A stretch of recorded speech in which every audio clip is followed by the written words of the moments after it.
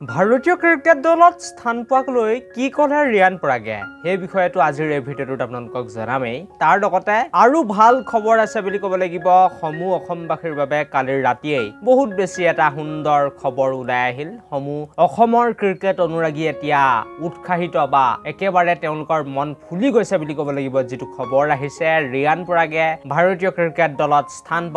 পাব কৈ থকাৰ সময়তে আৰু এটি সুন্দৰ খবৰ আহি পৰিছে সমূহ অসমৰ ক্ৰিকেট অনুৰাগীৰ বাবে গতিকে দুইটা খবৰে আপোনালোকক মই সুন্দৰভাৱে জনাই যাম ৰিয়ান পৰাগে কি কৈছে হেতুটো মই বিতংভাৱে আপোনালোকক জনামেই কিন্তু তাৰ আগতে ভিডিঅ'টো এটা লাইক লগতে চেনেলটো এনেকুৱা ধৰণৰ সুন্দৰ খবৰৰ বাবে এতিয়া সাবস্ক্ৰাইব কৰি ল'বলৈ নাপাহৰিব আৰু এতিয়া আহিছো মই আজি ভিডিঅ'টোৰ মূল বিষয়টোলৈ আৰু আপোনালোক সকলোকে মই জনাই দিব বিচাৰিছো যে 2024 বৰ্ষৰ মহিলাৰ টি20 বিশ্বকাপ আহি আছে তাৰ প্ৰতি লক্ষ্য ৰাখিয়েই আমাৰ ভাৰতৰ যেটো ওমেন টিম আছে ইণ্ডিয়াৰ হে ওমেন টিমটো যাব দক্ষিণ আফ্ৰিকালৈ আৰু দক্ষিণ আফ্ৰিকালৈ আমাৰ ভাৰতীয় টিমটো যেতিয়া যাব প্ৰায় এটা টি20 সিৰিজ খেলিব তাৰ লগতে ওৱান ডে আৰু টেষ্ট মেচৰো সিৰিজ তেওঁলোকে খেলিবলৈ গৈ আছে মানে বহুত বেছি দীঘলীয়া হ'ব বুলি ক'ব লাগিব দক্ষিণ আফ্ৰিকাৰ লগত ভাৰতীয় টিমৰ এই সিৰিজ কেটা কিন্তু আটাইতকৈ বেছি সুখবৰটো হৈছে যে হে গোটেই কেটা সিৰিজতেই আমাৰ অসমৰ কন্যা বুলি ক'ব লাগিব উমা চেত্ৰীয়ে ভাৰতীয় ক্ৰিকেট দলত স্থান পাবলৈ সক্ষম হৈছে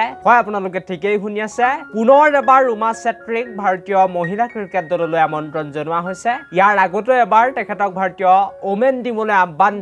আমন্ত্ৰণ জনাইছিল কিন্তু এবাৰ খেলিবলৈ স্থান নাপালে প্লেইং 11ত স্থান নাপালে যদিও পুনৰ এবাৰ তেখেতক আমন্ত্ৰণ জনোৱা হৈছে আৰু উমা চেত্ৰীৰ লগতে দলত ঋষা ঘোষ উইকেট কিপাৰ হিচাপে থাকিব আপোনালোকক মই গোটেই কেইটা টিমে দেখাই দিব বিচাৰিছো কোনে কোনে ভাৰতীয় টিমত স্থান পাইছে আৰু সকলোৱে জানেই যে ইণ্ডিয়ান ওমেন টিমৰ কেপ্টেইন হৈছে হৰমনপ্ৰীত কৌৰ তাৰ লগতে Smriti Mandhana as a vice captain হিচাপে যাব তাৰ লগতে বাকি খেলুৱৈসকল একে আছে বুলি ক'ব লাগিব জেমিমা হক সেফালি হক তাৰ লগতে আৰু খেলুৱৈ আছে বাকি সকল আপোনালোকে চাই ল'ব ইমানকৈ মই কৈ নাথাকো তাৰ লগতে আৰু এটা সুন্দৰ বা মই সাৰপ্ৰাইজ নাম দেখা পাইছো হে নামটো হৈছে প্ৰিয়া পুনিয়াৰ আৰু বহু দিনৰ পাছত প্ৰিয়া পুনিয়া উভতি আহিছে বুলি ক'ব লাগিব তেখেতৰ বেটিংও এবাৰ সোৱাটো লক্ষণীয় হ'ব বহু দিন আচলতে তেখেতক দেখা নাছিলো আন্তঃৰাষ্ট্ৰীয় ক্ৰিকেটত প্ৰায় 2-3টা বছৰ হৈ গ'ল আৰু এতিয়া আহিছো মই ৰিয়ান পৰাগে কি মন্তব্য কৰিছে ভাৰতীয় ক্ৰিকেট দলত স্থান পোৱাক লৈ হেতু আপোনালোকক জনাবলৈ আৰু ৰিয়ানে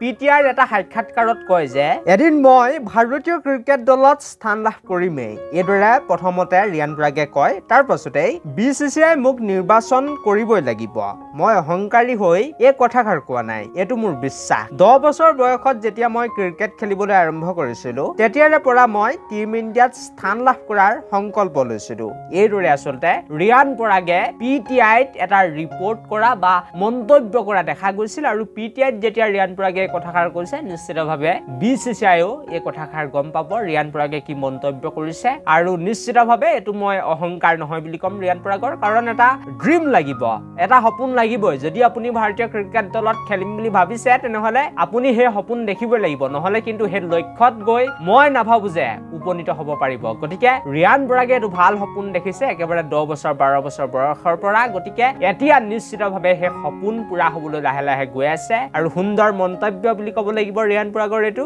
যে তেওঁ এতিয়াৰ পৰা নহয় আচলতে যেতিয়াৰ পৰা তেখেতে ক্ৰিকেট খেলিবলৈ লৈছিল তেতিয়াৰে পৰা তেওঁৰ এটা পৰিকল্পনা তেওঁ এটা ড্ৰিম লৈ লৈছিল যে মই ইণ্ডিয়া টিমত খেলিম আৰু এনেকুৱা এটা ড্ৰিম যেতিয়া লোৱা হয় এনেকুৱা এটা যেতিয়া লক্ষ্য লোৱা হয় তেতিয়া কিন্তু আপোনাক জীৱনত সফল হ'বলৈ কোনো ৰখাব নোৱাৰে আৰু আমিও প্ৰত্যেকে এনেকুৱা ধৰণৰ সংকল্প লৈ জীৱনত আগবাঢ়ি যাব লাগে গতিকে এই দুটা আছিল বৰ্তমান সময়ত ওলাই অহা সমূহ অসমৰ ক্ৰিকেট অনুৰাগীৰ বাবে ভাল খবৰ আপোনালোকে আশা কৰিলো ভিডিঅ'টো চাই নিশ্চিতভাৱে উপকৃত হ'ল থ্যাংক